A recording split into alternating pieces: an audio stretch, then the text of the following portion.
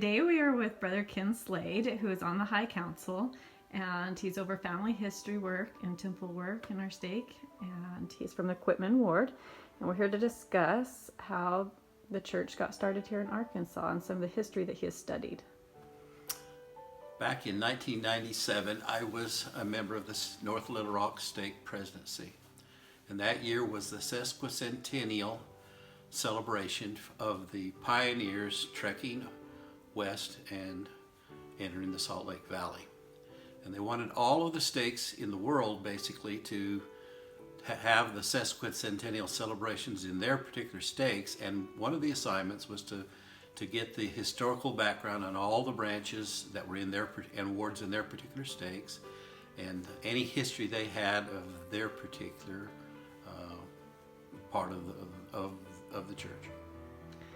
So what was the first branch here in this area or in Arkansas?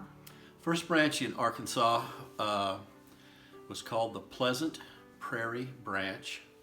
It was established the 26th of April in 1876, and it was located near Des Arc, Arkansas, which is currently kind of, I believe, in the Lone Oak branch, kind of corners the Searcy Ward area, maybe Cabot Ward area, but it's in that particular area.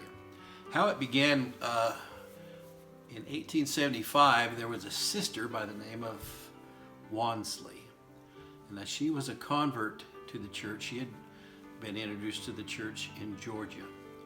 And after the Civil War, many of the southern people migrated west to Arkansas, Texas, and even further west. And she and her families, I think she had some married children, moved to the Des Arc area. And she thought it was a beautiful place. Good farming, and lots of opportunity. So she wrote a letter to Brigham Young requesting that he would send some missionaries to come and teach the people in that particular area. Well, he got the letter. He did forward it to the mission president of the southern states, probably in Chattanooga at that particular time, and he sent two elders to visit the Wansleys. Now, their trek begins, I think, about the 30th of December in 1875. So in the wintertime, they cross over from Memphis, and they're following the military road until they have to get on some of the little trails that get them up to the Des Arc area.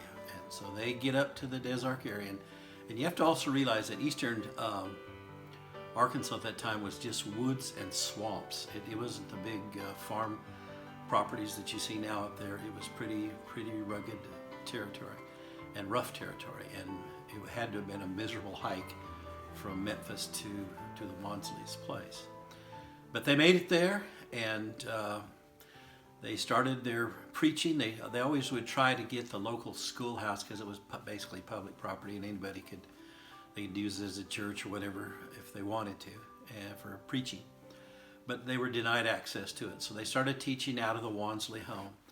So by the time that April showed up, that the branch was formed, there were 24 members of the branch, and the first convert was called to be the branch president. And of course the elders were still there to kind of buoy him up and train him and help him. And then within the course of the next year, the branch continued to grow. I think they got up to 126 people by the end of the year, basically. Oftentimes people would say they were glad, they enjoyed going to the Mormon baptisms because they knew the storms wouldn't be there on the day of the baptisms.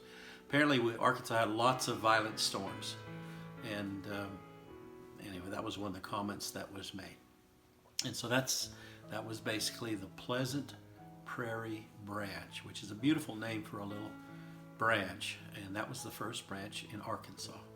And it lasted for about a year, and then